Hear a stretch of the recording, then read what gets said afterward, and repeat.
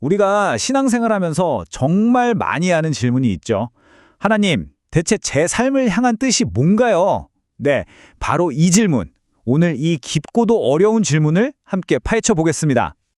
자, 이 복잡한 질문을 좀 쉽게 풀어가기 위해서요. 오늘 5가지 단계로 나눠서 한번 살펴볼게요. 처음엔 아니 이게 왜 이렇게 헷갈리는 거야?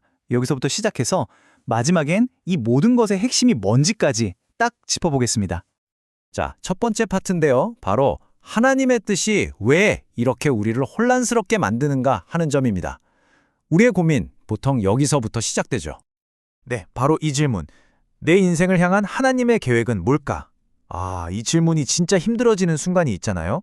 내가 기대했던 것과 내 현실이 너무 다를 때, 바로 그때죠. 한번 생각해 보세요. 우리는 보통 사업이 잘 되게 해달라고, 성공하게 해달라고 기도하잖아요. 그런데 사업이 망했을 때, 문 닫을 때, 하나님 감사합니다 하고 기도회를 여는 경우는 거의 없죠. 근데 생각해 보면 그 실패 속에도 분명 하나님의 계획이 있을 수 있는데도 말이에요. 미우라 아야코의 이 말, 정말 생각할 거리를 많이 던져주죠. 병 들었을 때만 할 수 있는 기도가 있고, 그때만 미룰 수 있는 기적이 있다는 거잖아요. 어쩌면 우리가 겪는 그 고통 속에 바로 그 안에 하나님과의 특별한 만남, 특별한 뜻이 숨어 있을지도 모른다는 거죠. 자, 그럼 이 혼란 속에서 우리가 어떻게 길을 찾을 수 있을까요? 다행히도 성경은 우리에게 아주 명확한 프레임워크, 그러니까 생각의 틀을 하나 제공해 줍니다. 그 첫 번째는 바로 나타난 뜻입니다. 이건 뭐냐면 성경에 아주 명확하게 이거 해라, 저거 하지 마라 하고 딱 적혀 있는 하나님의 명령 같은 거예요. 우리가 알고 지켜야 할 것들이죠. 그리고 두 번째는 감추어진 뜻입니다. 이건 말 그대로 감춰져 있어요. 예를 들면 내가 나중에 누구랑 결혼하게 될까, 어떤 직업을 갖게 될까 하는 것들이요. 이런 건 우리가 미리 알 수 없도록 하나님께서 당신의 주권 아래 남겨두신 영역인 거죠. 신명기 29장 29절 말씀이 이 두 가지를 정말 명확하게 구분해줘요. 감추어진 일은 하나님께 속했지만 나타난 일은 우리에게 속했다. 그러니까 뭐예요? 우리의 역할은 저 감추어진 걸 막 알아내려고 애쓰는 게 아니라는 겁니다. 대신에 하나님이 이미 보여주신 것, 그 나타난 뜻에 순종하면서 사는 것, 그게 바로 우리가 할 일이라는 거죠. 자, 그럼 하나님께서 우리한테 이게 내 뜻이야 라고 명확하게 보여주신 그 나타난 뜻에는 구체적으로 뭐가 있을까요? 성경에서 딱 꼬집어서 이것이 하나님의 뜻이다 라고 말하는 3가지를 한번 살펴보겠습니다. 네, 바로 이 3가지입니다. 첫째는 거룩해지는 것, 둘째는 항상 기뻐하고 기도하고 감사하는 것, 그리고 셋째는 구원받는 것. 성경은 바로 이게 너희를 향한 내 뜻이라고 분명하게 말하고 있어요. 먼저 첫 번째, 바로 거룩함입니다. 데살로니가전서 4장 3절에 나오죠. 하나님의 뜻은 이것이니 너희의 거룩함이라. 근데 거룩이라고 하면 뭔가 되게 어렵게 느껴지잖아요. 근데 이걸 이렇게 생각해보면 쉬워요. 아이가 얼굴에 아이스크림을 잔뜩 묻혔을 때 아빠가 가서 씻어 라고 하잖아요. 그게 벌 주는 게 아니죠. 아이를 사랑하니까 아이를 위해서 깨끗하게 해주는 거잖아요. 하나님의 거룩함에 대한 요구도 바로 그런 겁니다. 우리를 더 좋은 모습으로 당신을 닮아가도록 이끄시는 사랑의 표현인 거죠. 그리고 두 번째 뜻은 이거예요. 항상 기뻐하라, 쉬지 말고 기도하라, 범사에 감사하라. 데살로니가전서 5장에 나오죠. 중요한 건 항상, 쉬지 말고 범사에. 그러니까 어떤 상황에 처해 있든지 상관없이 기쁨과 기도와 감사를 잃지 않는 것. 그게 바로 우리를 향한 하나님의 뜻이라는 겁니다. 이 부분에서 고 이민아 검사의 이야기가 떠오르는데요. 정말 상상하기 힘든 고난의 연속이었죠. 암투병, 자폐아 아들, 실명 위기, 그리고 젊은 아들의 갑작스러운 죽음까지. 결국 본인도 위암으로 세상을 떠나셨고요. 그런데 놀라운 건 이 모든 상황 속에서도 그녀의 고백은 이거였습니다. 나는 죽어도 다시 살 것을 믿는다. 그녀의 삶은 우리에게 보여줍니다.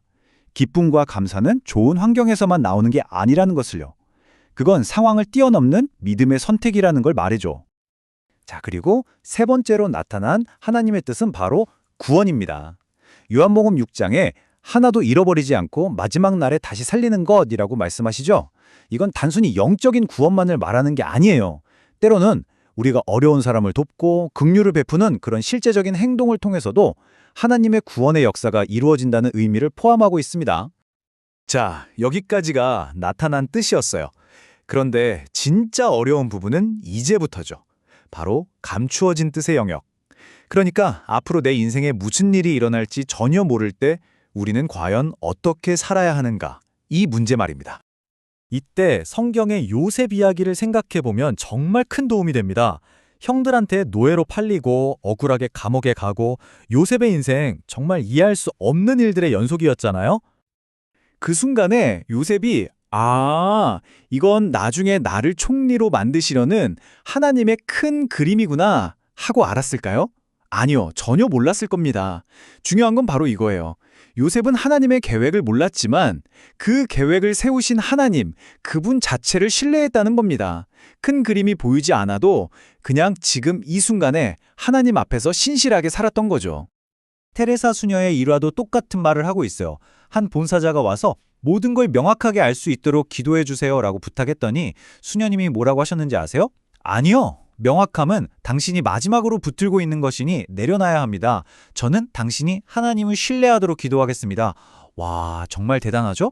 모든 걸 다 아는 명확성이 아니라 알지 못해도 믿고 맡기는 신뢰가 진짜 신앙의 핵심이라는 겁니다. 자, 그럼 전리해 봅시다. 하나님의 뜻을 아는 게 미래의 로드맵을 손에 쥐는 게 아니라면 우리가 하나님의 뜻을 구하고 찾는 이 모든 노력은 대체 뭘 위한 걸까요? 그 궁극적인 목적은 뭘까요? 여기서 아주 재미있는 비유가 하나 등장합니다. 혹시 영화 제리 맥과이어 보셨나요? 거기서 남자 주인공이 모든 성공을 다 이룬 뒤에 사랑하는 여인에게 가서 하는 유명한 대사가 있죠. You complete me. 당신이 나를 완성시켜. 이 대사가 왜 중요하냐면요. 제리는 깨달은 거예요. 사랑하는 사람과의 관계가 없으면 자신의 모든 성공이 아무 의미 없다는 걸요. 그의 존재는 관계를 통해서만 완성될 수 있었던 거죠. 이게 바로 하나님과 우리의 관계에도 똑같이 적용된다는 겁니다. 주기도문이 하늘에 계신 우리 아버지로 시작하잖아요. 핵심은 규칙을 지키는 게 아니라 아버지와 자녀의 관계 안에 머무는 거예요. 하나님의 뜻을 따르는 건 그래서 어떤 미션을 완수하는 게 아닙니다. 그건 하나님과의 사랑의 관계를 더 깊게 만들어가는 과정 그 자체인 거죠. 그 관계 안에서 우리는 하나님으로 인해 완성되고 하나님은 또 우리를 통해 기쁨을 얻으시는 거예요. 그래서 마지막으로 이런 제안을 드리고 싶습니다. 어쩌면 우리가 던져야 할 질문이 잘못됐던 건 아닐까요? 나를 향한 하나님의 뜻은 무엇입니까? 라는 질문 대신에 이렇게 한번 바꿔보는 건 어떨까요? 언제나 나를 위하시는 그 하나님을 제가 어떻게 하면 더 신뢰할 수 있을까요? 라고요. 정답을 아는 것에서 그 정답을 아시는 분을 신뢰하는 것으로 우리의 시선을 옮기는 것, 바로 여기에 모든 해답이 있을지도 모릅니다.